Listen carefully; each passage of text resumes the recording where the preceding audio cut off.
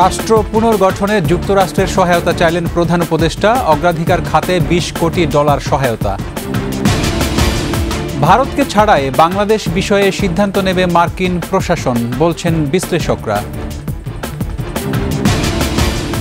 3 শর্তে $2.5 বিলিয়ন ঋণ দিচ্ছে বিশ্বব্যাংক ও এডিবি। পাচার হওয়া টাকা ফেরত আনতে দরকার চুক্তি। ছাত্র জনতার অভ্যুত্থানে 422 বিএনপি নেতাকর্মীর মৃত্যু, দাবি মির্জা ফখরুলের।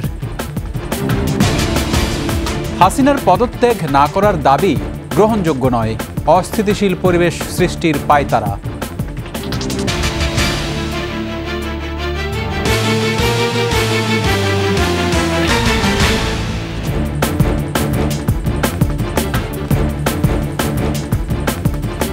শুনছিলেন ফার্স্ট সিকিউরিটি ইসলামী ব্যাংক পিএলসি সংবাদ শিরোনাম। আমন্ত্রণ রাতের 21-এর সংবাদে, সাথে আছি রক্তিম ত্রিপুরা। দর্শক, 21 টেলিভিশনের সংবাদ একই সাথে সরাসরি দেখতে পাবেন আমাদের ফেসবুক পেজ www.facebook.com/2124 অনলাইনে। এছাড়া সাবস্ক্রাইব করতে পারেন www.youtube.com/21 চ্যানেলে। এছাড়া সংবাদে আরও থাকছে: কোটি মানুষের প্রশ্ন, প্রতাপশালী ডিবি হারুন কোথায়? গা ঢাকা দিয়ে দেশেই আছেন, চলছে কানাঘুষা।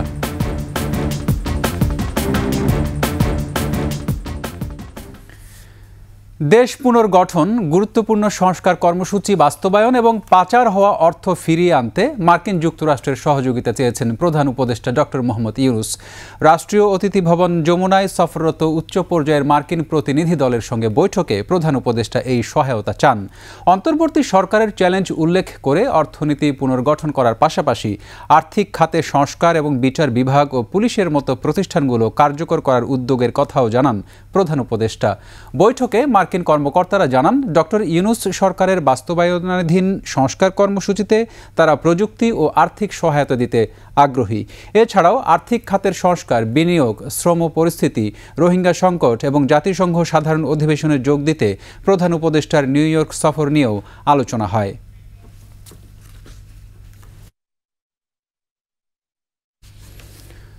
অন্তর্বর্তী সরকারের সাথে কাজ করার অঙ্গীকার করেছে যুক্তরাষ্ট্র।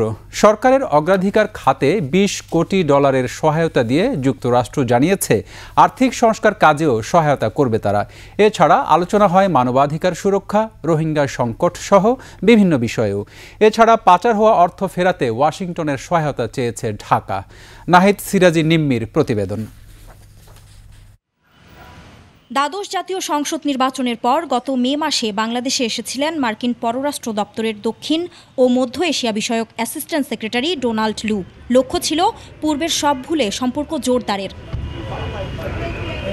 ছাত্র জনতার অভ্যুত্থানে অন্তর্বর্তী সরকার দায়িত্ব নেওয়ার পর লু আবারও আসলেন বাংলাদেশে। এ সফরে মার্কিন প্রতিনিধি দলের নেতৃত্ব দেন যুক্তরাষ্ট্রের অর্থ দপ্তরের সহকারী আন্ডার সেক্রেটারি ব্রেন্ট নেইম্যান। পরিবর্তিত প্রেক্ষাপটে বাংলাদেশের অর্থনৈতিক প্রবৃদ্ধি সংস্কার ইস্যুতে কাজ করতে দিনভর বৈঠক করেন তারা। বৈঠকে দেশের সার্বিক অর্থনৈতিক পরিস্থিতি সহ আর্থিক খাতের সংস্কার ও পাচার হওয়া টাকা ফিরিয়ে আনার বিষয়ে কথা হয়েছে বলে জানিয়েছেন অর্থ ও বাণিজ্য উপদেষ্টা ডক্টর সালেউদ্দিন আহমেদ। আর্থিক সংস্কার এবং আর্থিক খাতে যেগুলি সহযোগিতা এগুলি দরকার সেটা, আর দ্বিতীয়ত বাণিজ্যের ক্ষেত্রে বাণিজ্যে আমরা এক্সপোর্ট ডাইভার্সিফিকেশন এবং এক্সপোর্ট বা আমাদের বাণিজ্যের ব্যাপারে অন্যান্য কারিগরি সহায়তা বা বাজার এক্সপ্লোর করার এই সমস্ত আলোচনা হয়েছে।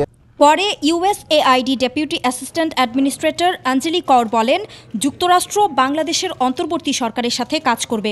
একই সাথে জানান, অন্তর্বর্তী সরকারের অগ্রাধিকার খাতে $200 মিলিয়ন সহায়তা প্রদানের কথা। We just signed moments ago our newest development agreement with the interim government that is for over $200 million. We have consulted, listened, and worked with the interim government, and now we're here ready to deliver with this agreement. পরে রাষ্ট্রীয় অতিথি ভবন পদ্মায় সাংবাদিকদের সাথে কথা বলেন পররাষ্ট্র সচিব জসিমউদ্দিন। জানান, দুদেশের স্বার্থ সংশ্লিষ্ট বিষয় এবং রোহিঙ্গা সংকট নিয়ে কথা হয়। বৈঠকে আমরা দুদেশের স্বাস্থ্য সংশ্লিষ্ট বিষয়গুলো নিয়ে কথাবার্তা বলেছি। ছাত্র জনতার চরম আত্মত্যাগের মধ্য দিয়ে অর্জিত এই নতুন বাংলাদেশের সূচিত বৈপ্লবিক পরিবর্তনের প্রেক্ষাপটে সরকার ইতিমধ্যে যে সমস্ত পদক্ষেপ গ্রহণ করেছেন সে সমস্ত পদক্ষেপ সম্পর্কে আমরা এই প্রতিনিধি দলকে অবহিত করেছি।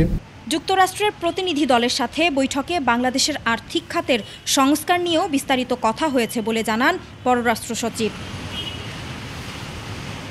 নাহিদ সিরাজি নিম্মি, 21 টেলিভিশন, ঢাকা।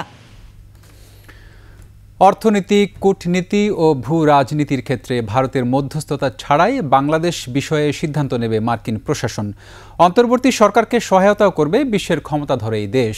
চীন ভারতের বলয়মুক্ত করে বাংলাদেশ আমেরিকার সম্পর্ক কোন স্তরে উন্নীত হয় তাই পর্যবেক্ষণের বিষয় বলে মনে করেন বিশ্লেষকরা। আদিত্য মামুনের রিপোর্ট। বাংলাদেশ যুক্তরাষ্ট্র সম্পর্ক বিনির্মাণ ও নিরীক্ষায় নিত্য নতুন পর্যবেক্ষণ টেকসই ভূমিকা রাখবে ভবিষ্যৎ বাংলাদেশে। অন্তর্বর্তী সরকারের নীতি ও সিদ্ধান্তের বিষয়ে কার্যকর অবস্থান নিয়েও হাজির হবে যুক্তরাষ্ট্র। ভারতের প্রভাবমুক্ত হয়ে বাংলাদেশ প্রসঙ্গে সরাসরি মার্কিন নীতি সহায়তা দেওয়া সম্ভব বলে মনে করেন এই কূটনীতিক। ভারতের নীতি বাংলাদেশে ফেল করেছে এটা বলা চলে।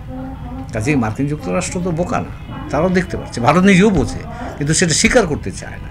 তো কাজেই মার্কিন যুক্তরাষ্ট্র এখন, আমি ওয়াশিংটনে বসে যদি সিদ্ধান্ত নিতাম বা বাংলাদেশ সরকার, তাহলে আমার অ্যাসেসমেন্ট কী হতো যে ভারতের পলিসি, ভারত আমাদেরকে যে পরামর্শ দিয়েছে তার নিজের পলিসি কাজে লাগে নাই, তার পরামর্শটা আমার জন্য উপযুক্ত না। কাজে আমি এখন ইন্ডিপেন্ডেন্ট দেখি, এবং সেটা যে মার্কিন যুক্তরাষ্ট্র দেখেনি তা কিন্তু নয়।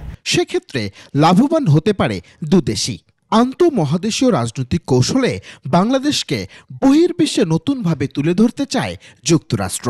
একটা বড় জনগোষ্ঠীর দেশ হিসাবে আমাদের একটা গুরুত্ব কিন্তু আছে। এক মুসলিম বিশ্বকে হ্যান্ডেল করার দিক থেকে মার্কিন যুক্তরাষ্ট্রের একটু সমস্যা গত 2 দশক ধরে হয়েছে।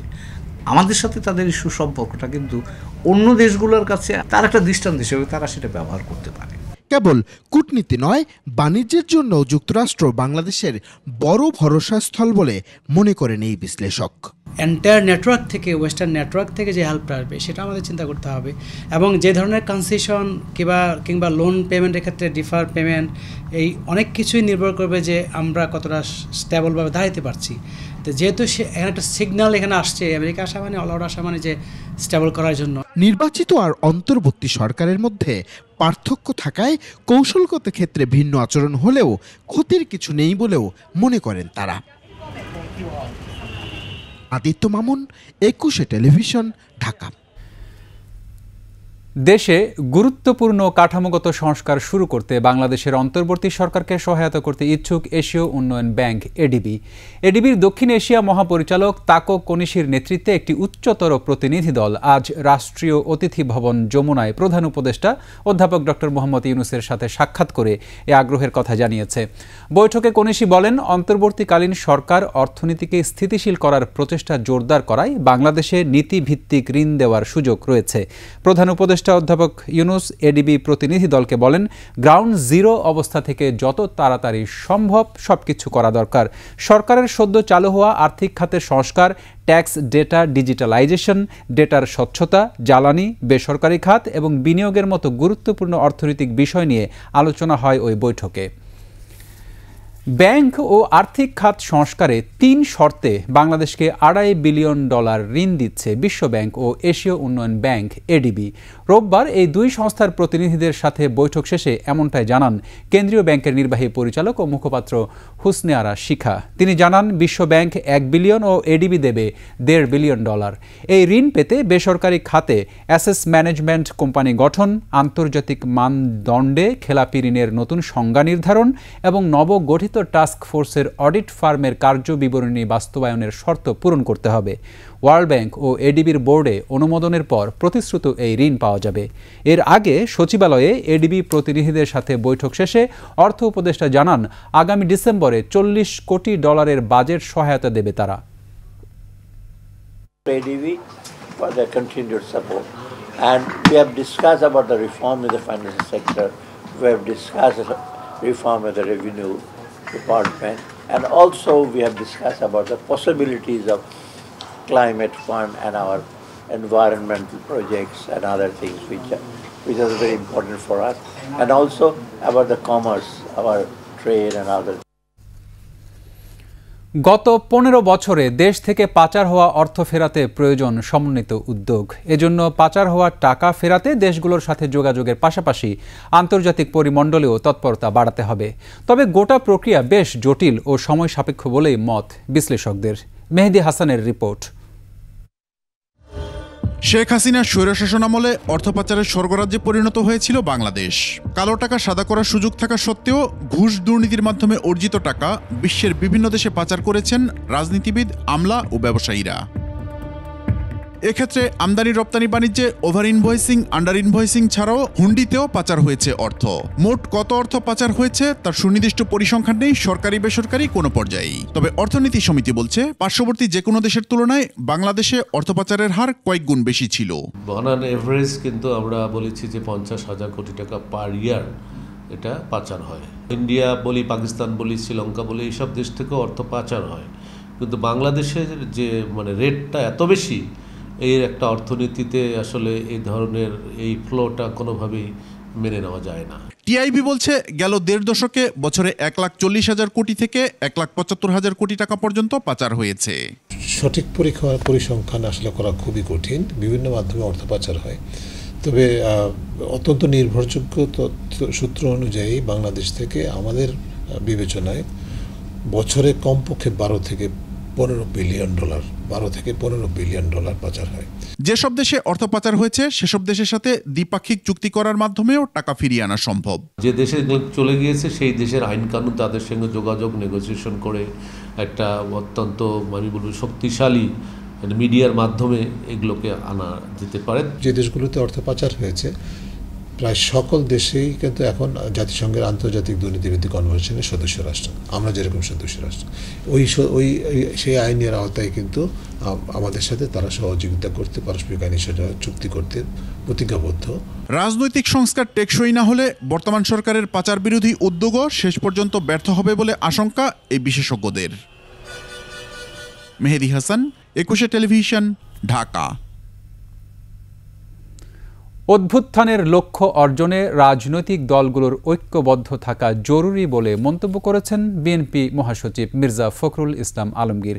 ছাত্র জনতার অভ্যুত্থানে নিহতের মধ্যে 422 জন বিএনপি নেতাকর্মী রয়েছেন জানিয়ে মির্জা ফখরুল বলেন, ফ্যাসিবাদের দোসররা এখনও ষড়যন্ত্র চালিয়ে যাচ্ছে। বিস্তারিত জানাচ্ছেন মাহিলা ইসলাম। গণতন্ত্র পুনরুদ্ধারে বিএনপির ভূমিকা তুলে ধরতে গুলশানের দলের চেয়ারপারসনের রাজনৈতিক কার্যালয়ে এই সংবাদ সম্মেলন। জনগণের প্রতিবাদের প্রতিনিধি হিসেবে রক্তস্নাত সংগ্রামে নেতৃত্ব দিয়ে এসেছে বিএনপি। ছাত্র জনতার অভ্যুত্থানে বিএনপির কতজন নেতাকর্মী নিহত হয়েছেন সে হিসাবও তুলে ধরেন মির্জা ফখরুল। বলেন, তাদের এই আত্মত্যাগকে মহিমান্বিত করতে ঐক্যবদ্ধ থাকার কোনো বিকল্প নেই। গণঅভ্যুত্থানের সময় পরিসরগুলিতে শতাধিক বিএনপি নেতাকর্মী দৃষ্টিশক্তি হারান। একে একে কমপক্ষে 113টি তাজা প্রাণ ঝরে পড়ে ছাত্র জনতার সফল অভ্যুত্থানে। প্রতিটি পরিবারের ক্ষোভ, ক্রোধ, অব্যক্ত বিস্ফোরণ মুখে ধারণ করে চলমান ছিল শেখ হাসিনার ফ্যাসিবাদের বিরুদ্ধে লড়াই।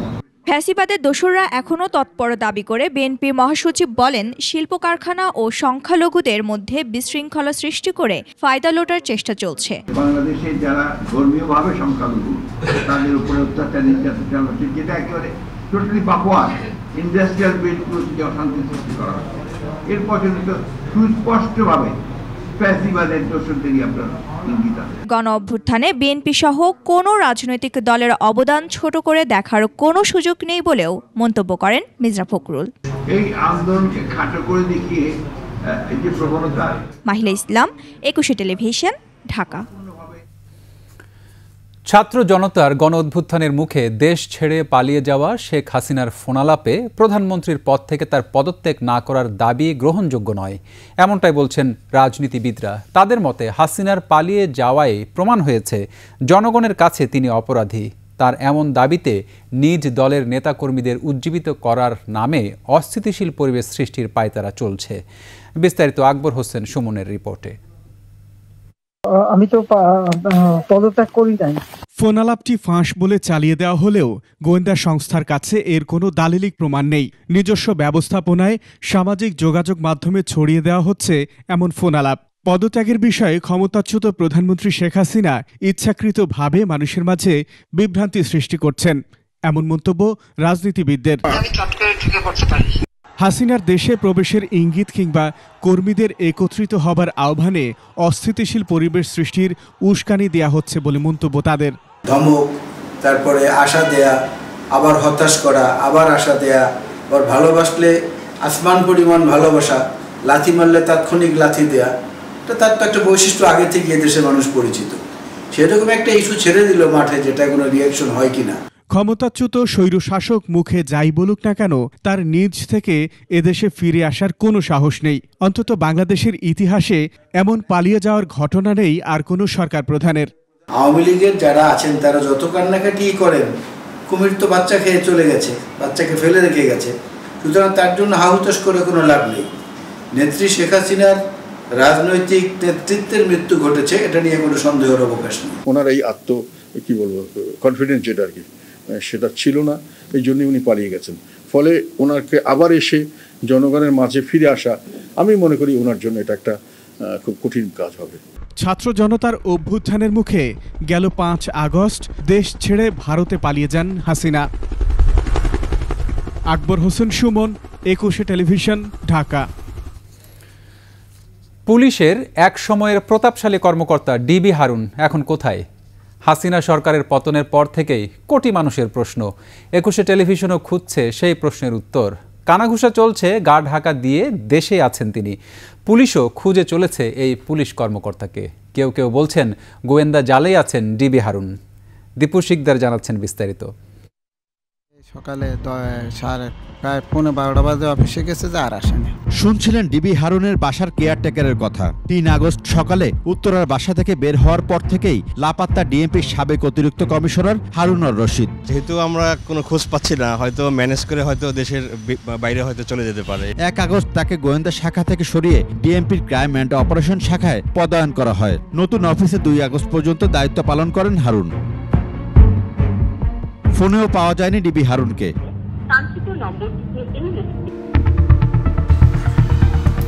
অনুপস্থিত পুলিশ সদস্যদের খোঁজ নেওয়া হয় পুলিশ সদর দপ্তরে। সেখান থেকে জানানো হয় তাদের সম্পর্কে খোঁজ খবর নেওয়ার চেষ্টা চলছে। যে সকল পুলিশ সদস্য এবং কর্মকর্তা যারা কাজে যোগদান করবে তাদেরকে কিন্তু 15 আগস্টের মধ্যে কিন্তু কাজে যোগদান করতে বলা হয়েছিল বা নির্দেশ প্রদান করা হয়েছিল।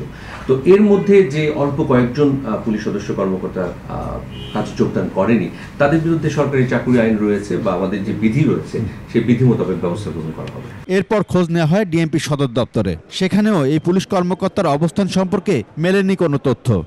আলোচিত পুলিশ কর্মকর্তা হারুনুর রশিদ এখনও কর্মস্থলে অনুপস্থিত আছেন, সে বিষয়ে পুলিশ সদর দপ্তরের বক্তব্য পাওয়া গেলেও নিশ্চুপ রয়েছে ডিএমপি সদর দপ্তর। তবে হারুন গোয়েন্দা জালে আছে বলে ধারণা করছেন এই আইনজীবী। আমি মনে করি যে 625 জন সেনানিবাসে যে আশ্রয় নিয়েছিল তার ভিতরে সবচেয়ে বেশি ছিল পুলিশ অফিসার। তিনি সেই 625 জনের ভিতরে একজন হয়ে থাকতে পারেন। এইটা ইন্টেলিজেন্সের নেটওয়ার্কে আছে বলে আমি মনে করি। প্রচার আছে সরকার পতনের পর ডিবির এই কর্মকর্তা গণপিটুনির শিকার হয়ে রাজধানীর একটি বিশেষায়িত হাসপাতালে ভর্তি হয়েছিলেন, কিন্তু এরপর কোথায় গেছেন বলতে পারছেন না কেউই।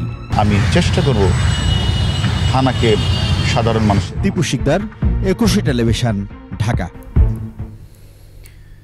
এবার বৃষ্টি বন্যা পরিস্থিতির খবর। কক্সবাজারে নামতে শুরু করেছে ঢলের পানি, তবে এখনও প্লাবিত নিম্নাঞ্চল। বঙ্গোপসাগরে ট্রলার ডুবির ঘটনায় ভেসে এসেছে আরও এক জেলের মরদেহ। এ নিয়ে গেল 3 দিনে 6 জন জেলের মরদেহ উদ্ধার করা হয়েছে। এদিকে স্থল নিম্নচাপের প্রভাবে আজও সারা দেশে ঝরছে বৃষ্টি। ঢাকা, বরিশাল ও খুলনা বিভাগে বাড়তে পারে নদ নদীর পানি। ভারী বৃষ্টিতে বন্ধ রয়েছে মোংলা বন্দরে অবস্থানরত 2টি সারবাহী জাহাজের পণ্য খালাস ও পরিবহনের কাজ।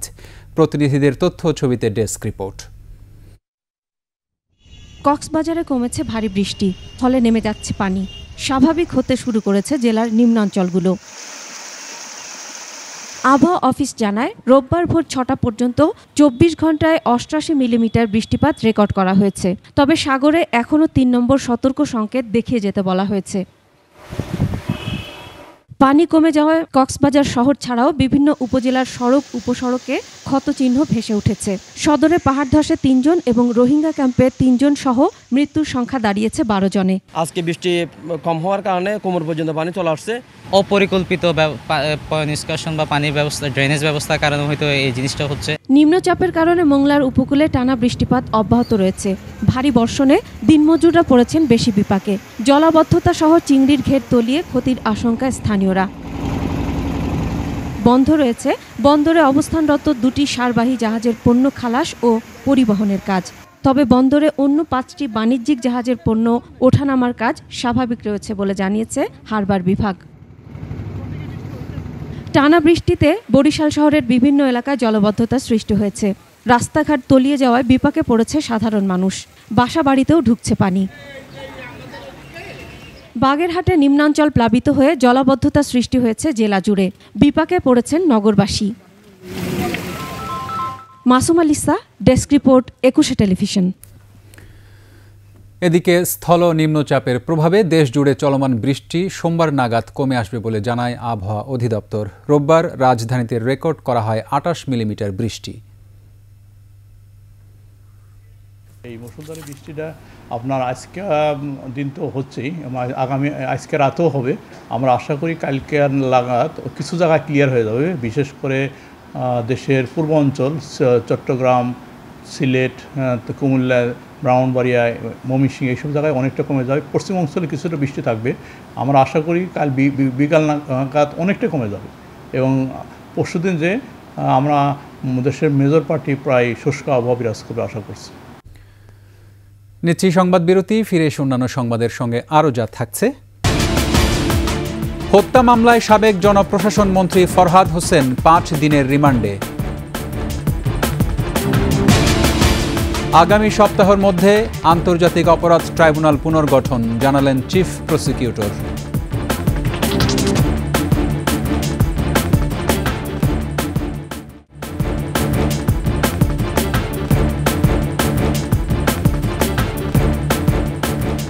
আমন্ত্রণ আবারও রাতের 21 সংবাদে।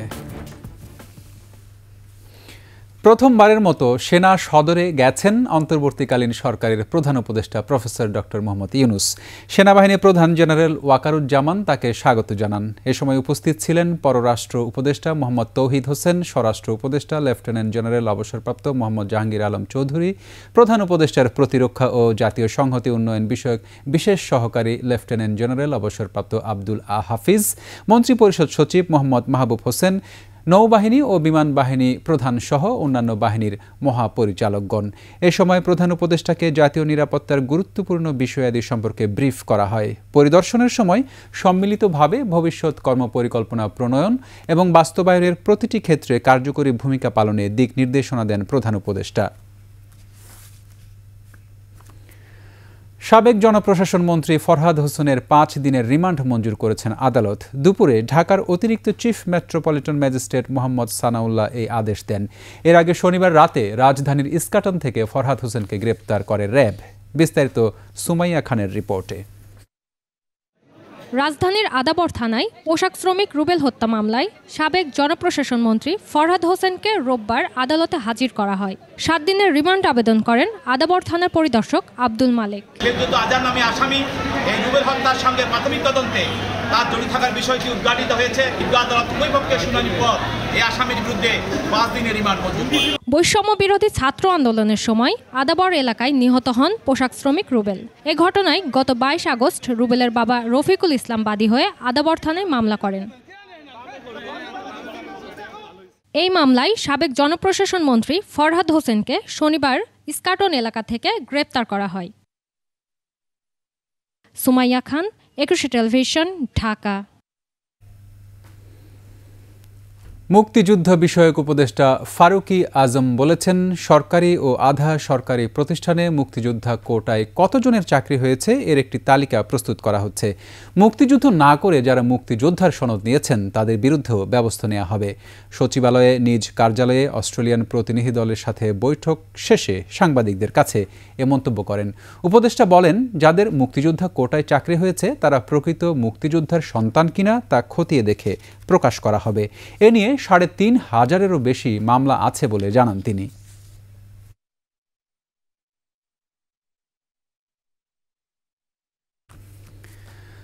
আগামী সপ্তাহের মধ্যে আন্তর্জাতিক অপরাধ ট্রাইব্যুনাল পুনর্গঠন হবে বলে জানিয়েছেন চিফ প্রসিকিউটর মোহাম্মদ তাজুল ইসলাম। ঢাকা সিএমএইচে আন্দোলনে আহতদের দেখতে গিয়ে তাজুল ইসলাম আরও জানান, তাদের শরীরে যুদ্ধক্ষেত্রের বুলেট পাওয়া গেছে। শাকেরা আরজুর রিপোর্ট। রোববার বৈষম্যবিরোধী ছাত্র আন্দোলনে আহতদের দেখতে ঢাকার সিএমএইচে পরিদর্শনে যান ট্রাইব্যুনালের প্রসিকিউশন টিম। তাজা আলামত সংগ্রহের লক্ষ্যেই তদন্ত সংস্থা ও প্রসিকিউশন টিম হাসপাতালগুলোতে পরিদর্শন করছে। সামরিক বাহিনী যুদ্ধক্ষেত্রে যে বুলেট ব্যবহার করে এমন একটি গুলি রোববার সিএমএইচে অপারেশন করে একজনের শরীর থেকে বের করা হয়েছে। এগুলো আলামত হিসেবে সংগ্রহ করা হচ্ছে। এই যে বুলেট যেটা তার শরীর থেকে বের করা হয়েছে অনেকটা একটা বড় খেজুরের বিচির চেয়েও বড় আর কি। এটা একটা বুলেট যেটা সেনাবাহিনী ব্যবহার করে, যুদ্ধক্ষেত্রে ব্যবহার করে, সেটা তার শরীর থেকে অপসারণ করা হয়েছে। কিন্তু বাস্তবতা হচ্ছে তাদের কাছে চাইনিজ রাইফেল আছে এবং তারা সেটা এই ছাত্র জনতার অভ্যুত্থান দমনের সময় মানবতা বিরোধী যে অপরাধ তারা সংগঠিত করেছেন সেই সময় এই অস্ত্রের ব্যবহার হয়েছে। চিফ প্রসিকিউটর জানান, ট্রাইব্যুনালের তদন্ত সংস্থায় আরও তদন্তকারী কর্মকর্তা প্রয়োজন। প্রসিকিউশনে আরও আইনজীবী নিয়োগ দিতে হবে। ট্রাইব্যুনাল পুনর্গঠিত না হলে আদালতের কাছ থেকে অনেকগুলো নেসেসারি আদেশ আমরা নিতে পারছি না। আদালতের আদেশ ছাড়া অনেকগুলো কাজ বন্ধ হয়ে আছে। আদালত খুব দ্রুততম সময়ের মধ্যে উনি আশ্বস্ত করেছেন আগামী এক সপ্তাহের মধ্যেই সম্ভবত পুনর্গঠিত হবে। এদিকে রোববারও আন্তর্জাতিক অপরাধ ট্রাইব্যুনালে আরও বেশ কয়েকটি অভিযোগ দাখিল করে ভুক্তভোগী পরিবার। শাকেরা আরজু, একুশে টেলিভিশন, ঢাকা। ডিমের নতুন মূল্য নির্ধারণ করে দিয়েছে সরকার। রোববার প্রাণী সম্পদ অধিদপ্তরের মহাপরিচালক চলতি দায়িত্ব ডাক্তার মোহাম্মদ রিয়াজুল হক স্বাক্ষরিত এক চিঠিতে এ তথ্য জানানো হয়। এতে বলা হয়, ডিম উৎপাদক পর্যায়ে প্রতি পিস 10 টাকা 58 পয়সা, পাইকারি 11 টাকা 1 পয়সা ও খুচরা পর্যায়ে 11 টাকা 87 পয়সা নির্ধারণ করা হয়েছে। একই সঙ্গে সোনালী মুরগি উৎপাদক পর্যায়ে কেজি প্রতি 260 টাকা 78 পয়সা, পাইকারি 264 টাকা 57 পয়সা ও খুচরা পর্যায়ে 269 টাকা 64 পয়সা নির্ধারণ করা হয়েছে।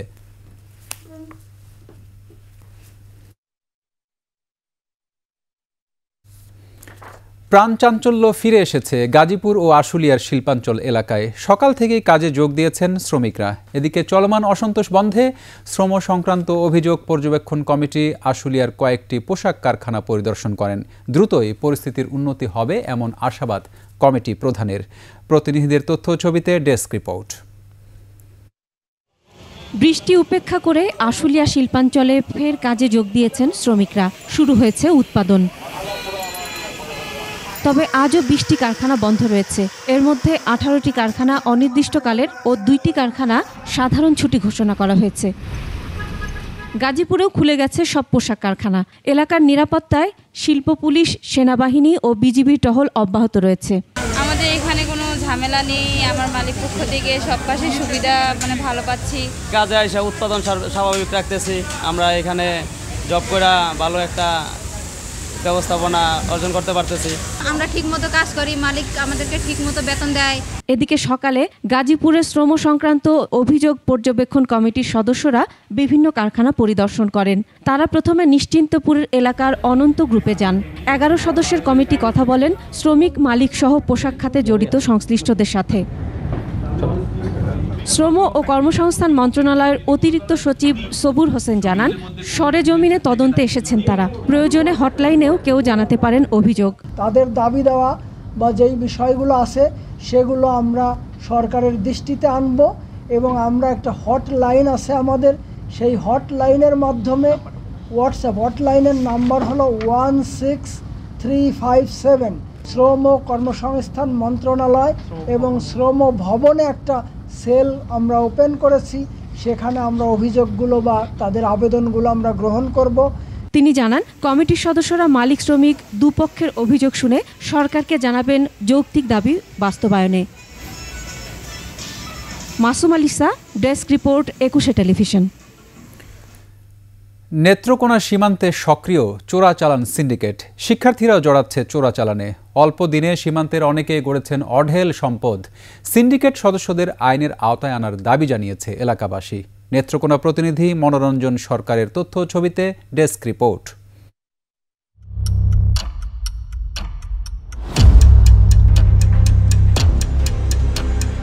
বাড়ি কোথায় এটা তো আমি বলতে পারি না। তখন তো লোড করে দিয়ে বলছে দেয়ানি ধরো, খালি বলবা রুবেল ভাইয়ের নাম বলবে। পুলিশ বলে এটা তো সব কিছু করা লাইন করা নাকি।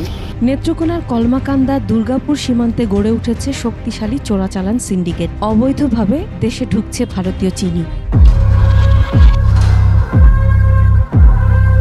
নিয়মিত এসব পণ্য চোরাই পথে আসায় সরকার হারাচ্ছে শত কোটি টাকার রাজস্ব। তাছাড়া ওই সব এলাকার শিক্ষার্থীরাও জড়িয়ে পড়ছে চোরাচালানে। শুধু তাই নয়, অবৈধ ব্যবসাকে কেন্দ্র করে 2022 সালে সাবেক ইউপি চেয়ারম্যান সহ অন্তত 5 খুনের ঘটনা ঘটেছে। স্থানীয়রা বলছে 2022 সালের 31 মার্চ রাতে দুর্গাপুর উপজেলার লক্ষ্মীপুর সীমান্তে বাংলাদেশ থেকে সুপারি পাচারের সময় বিজিবি সদস্যর ওপর হামলা করে চোরাকারবারীরা। আত্মরক্ষার্থে বিজিবি গুলি ছুড়লে আমিনুল নামে একজন নিহত হয়। 19 অক্টোবর দুর্গাপুরের কুল্লাগড়া ইউনিয়নের সাবেক ইউপি চেয়ারম্যান সুব্রত সাংমার ওপর হামলা চালায় দুর্বৃত্তরা। পরে চিকিৎসাধীন অবস্থায় মারা যান তিনি। স্থানীয়রা জানান, হাসিনা সরকার পতনের পর চোরাচালান একটু কমেছে। তবে যারা টাকার পাহাড় গড়েছে তাদের খুঁজে বের করে শাস্তির দাবি জানিয়েছে তারা। বাবু বিভিন্ন লাইনের টাকা টুকা তুলতো, সারা রাত্রে বাজারে কেউ কেউ করে ঘুরতো, তার টাকা নাই, সে এখন মনে করেন কোটি কোটি টাকার মালিক। আওয়ামী লীগ, যুবলীগ এবং ছাত্রলীগের সিন্ডিকেটের মাধ্যমে সেটা বাস্তবায়ন করা হইতো। অনেক বাচ্চা আছে ক্লাস 8 পর্যন্ত পড়ছে, 9 এ এসে ভর্তি হয়ে রয়েছে আর স্কুলে আসে নাই। এরকম প্রায় 2 থেকে 250 বাচ্চা আমার স্কুলে এরকম ঘটনা ঘটছে। 4000 3000 টাকা পাওয়ানে তারা লেখাপড়ার দিকে কোনো অগ্রসর নাই। গরিব মানুষ ভাই জানে যে আমরা দেখতেছি গত আগস্ট মাসেও সীমান্তে টাস্কফোর্সের অভিযানে 4000 বস্তা চিনি জব্দ করা হয়েছে। বিজিবি প্রতিনিয়তই অভিযান করতেছে। আমাদের এই ধরনের কার্যক্রম অব্যাহত আছে এবং ইনশাআল্লাহ অব্যাহত থাকবে। 5 আগস্ট সরকার পতনের পর সেনাবাহিনী মোতায়েন করায় কমেছে সীমান্তের চোরাচালান। স্থায়ীভাবে চোরাচালান বন্ধে স্থানীয় প্রশাসনের কার্যকর পদক্ষেপ চায় সীমান্তের মানুষ। Masum আলিসা, desk report, 21 television. আরেকটা সংবাদ বিরতি, ফিরে এসে অন্যান্য সংবাদের সঙ্গে আরও যা থাকছে। ভয়াবহ বন্যার কবলে মধ্য ও পূর্ব ইউরোপ, হাজার হাজার ঘর বাড়ি বিধ্বস্ত। বাফুফেতে নির্বাচনী মহল, সভাপতি প্রার্থী তরফদার রুহুল আমিন।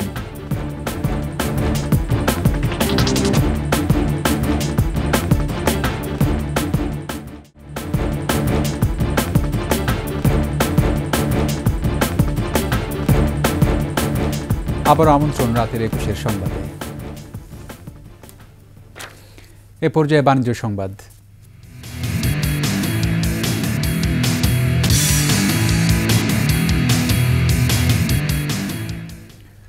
পরিবেশ বান্ধব R290 গ্যাস সমৃদ্ধ ইকোজোন সিরিজের নতুন মডেলের এসি বাজারে এনেছে ওয়ালটন। রাজধানীর ওয়ালটন কর্পোরেট অফিসে নতুন মডেলের এসি উদ্বোধন করেন প্রতিষ্ঠানটির managing director SM Mahbubul Alam. বিশেষ অতিথি ছিলেন BSTI এর মহাপরিচালক SM ফেরদৌস আলম। সঞ্চালনা করেন ওয়ালটনের senior executive director Amin Khan. আর 290 এসিতে ব্যবহৃত সর্বশেষ পরিবেশ বান্ধব রেফ্রিজারেটর প্রযুক্তি। কাজী সালাউদ্দিনের বাংলাদেশ ফুটবল ফেডারেশনের সভাপতি পদে নির্বাচন না করার ঘোষণা দেওয়ার 24 ঘন্টার মধ্যেই সভাপতি পদে প্রার্থী হয়েছেন তরফদার রুহুল আমিন। বিএনপির ক্রীড়া সম্পাদক ও জাতীয় দলের সাবেক অধিনায়ক আমিনুল হকের নেতৃত্বে ঐকমত্যের ভিত্তিতে তাকে সভাপতি প্রার্থী হিসেবে নির্বাচনে অংশ নেওয়ার ঘোষণা দেওয়া হয়। বিস্তারিত আবু হুরায়রা তামিমের রিপোর্টে। বাফুফে সভাপতি কাজী সালাউদ্দিন প্রার্থী না হওয়ার ঘোষণা দেওয়ার পর আলোচনায় আসে সম্ভাব্য সভাপতিদের নাম। এদের মধ্যে সাইফ পাওয়ারটেকের তরফদার রুহুল আমিন, বাফুফে সাবেক সহসভাপতি তাবিথ আউয়াল ও বর্তমান সহসভাপতি ইমরুল হাসানের নাম ছিল সবার উপরে। সেই কৌতূহল মিটিয়ে ঐক্যমতের ভিত্তিতে তরফদার রুহুল আমিনকে সভাপতি প্রার্থী হিসেবে নাম ঘোষণা করেন আমিনুল হকের নেতৃত্বে ক্রীড়া সংগঠকরা। সভাপতি নির্বাচিত হলে তৃণমূল পর্যায়ে কাজ করবেন বলে জানান রুহুল আমিন। এই ফুটবলটাকে এমন একটা জায়গায় চলে গিয়েছে, সেই জায়গা থেকে উত্তরণ করা অত্যন্ত কঠিন একটা দুঃসহ কাজ। মাঠের খেলাকে আমরা টেবিলে নিয়ে এসেছি। মাঠের খেলা যদি মাঠে থাকতো তাহলে কিন্তু আজকে এই অবস্থা হতো না। রুট লেভেল থেকে আমরা ফুটবলটা শুরু করব এবং ফুটবলকে এই আমরা শীততাপ নিয়ন্ত্রিত ঘরের ভিতরে কাঁচ ঘরের ভিতরে ফুটবলকে রাখবো না, ফুটবলকে আমরা ডিসেন্ট্রালাইজ করে ফেলবো। রুহুল আমিনের সাথে মঞ্চে ছিলেন সাবেক ফুটবলার রুম্মান বিন ওয়ালিদ সাব্বির, বিভাগীয় নেতা আব্দুল্লাহ ফুয়াদ, সাবেক ফুটবলার শফিকুল ইসলাম মানিকরা। মঞ্চে না থাকলেও অনুষ্ঠানে উপস্থিত ছিলেন বিএনপির ক্রীড়া সম্পাদক আমিনুল হক। ক্রীড়াঙ্গনকে দলীয় ও দুর্নীতিমুক্ত করার লক্ষ্যেই ঐক্যমতের প্যানেল বলে জানান তিনি। রুহুল আমিন তরফদার সাহেব তিনি একজন দলমতের ঊর্ধ্বে গিয়ে তিনি বাংলাদেশের ফুটবলের জন্য নিবেদিত হয়ে কাজ করবেন এবং বাংলাদেশের ফুটবলের যে প্রত্যাশা যে আমরা গ্রাসরুট লেভেল থেকে শুরু করতে চাই, সেই শুরুটা করতে চাই, যে শুরুটা বাংলাদেশের মানুষ স্বাধীনতার পরে দেখতে চেয়েছে। সবকিছু ঠিক থাকলে আগামী ২৬ অক্টোবর বাফুফের নির্বাচন অনুষ্ঠিত হবে। আবু হুরায়রা তামিম, একুশে টেলিভিশন, ঢাকা। আত্মবিশ্বাস নিয়েই ভারতের উদ্দেশ্যে দেশ ছেড়েছে বাংলাদেশ ক্রিকেট দল। ইংল্যান্ড থেকে সরাসরি যোগ দেবেন সাকিব আল হাসান। ভারত সফরে ব্যাটসম্যান ও বোলারদের কাছ থেকে যৌথ ভূমিকা প্রত্যাশা করছেন টাইগার অধিনায়ক নাজমুল হোসেন শান্ত। টিম ইন্ডিয়ার বিপক্ষে খেলা চ্যালেঞ্জিং হলেও পিছু হটবে না বাংলাদেশ। শ্রীলঙ্কা সফরে 2 ম্যাচ হাতে রেখে এই সিরিজ জিতল বাংলাদেশ নারী এ দল। তৃতীয় টি-20তে স্বাগতিকদের 10 রানে হারিয়েছে টাইগ্রেসরা। টস জিতে ব্যাটিংয়ে নেমে দিনটা অবশ্য ভালো যায়নি বাংলাদেশি ব্যাটারদের। 9 উইকেট হারিয়ে মাত্র 97 রান করেন দিলারা জ্যোতিরা। 21 বলে সর্বোচ্চ 26 রান করেন দিলারা আক্তার। তবে ছোট লক্ষ্যেও বাংলাদেশি বোলারদের তোপে সিরিজে ফিরতে পারেনি স্বাগতিকরা। পূর্ণ 20 ওভার খেললেও করে মাত্র 87 রান। এর আগে প্রথম ম্যাচে 7 উইকেটে আর দ্বিতীয় ম্যাচে 104 রানে জেতে বাংলাদেশ। এ দলের সিরিজ হলেও টি-20 বিশ্বকাপ মাথায় রেখে বেশিরভাগ নিয়মিত খেলোয়াড় খেলছেন এই সফরে।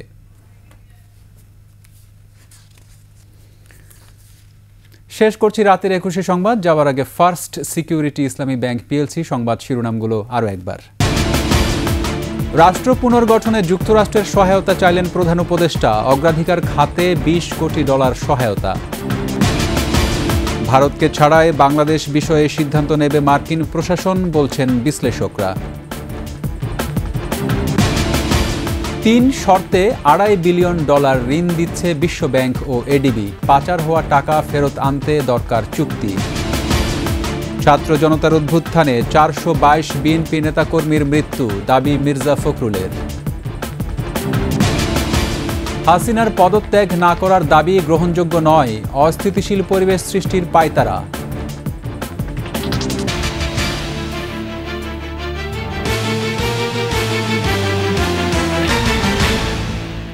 সর্বশেষ সংবাদ জানতে ডায়াল করুন 2021 নম্বরে আর ভিজিট করুন 21-tv.com ওয়েবসাইটে। ফেসবুকে ভিজিট করতে পারেন www.facebook.com/2124-এ অনলাইনে। এছাড়া সাবস্ক্রাইব করতে পারেন www.youtube.com/21 চ্যানেলে। এতক্ষণ সঙ্গে থাকার জন্য ধন্যবাদ। পরবর্তী সংবাদ রাত 12টা 55 মিনিটে দেখার আমন্ত্রণ রইল। 21-এর সাথেই থাকুন।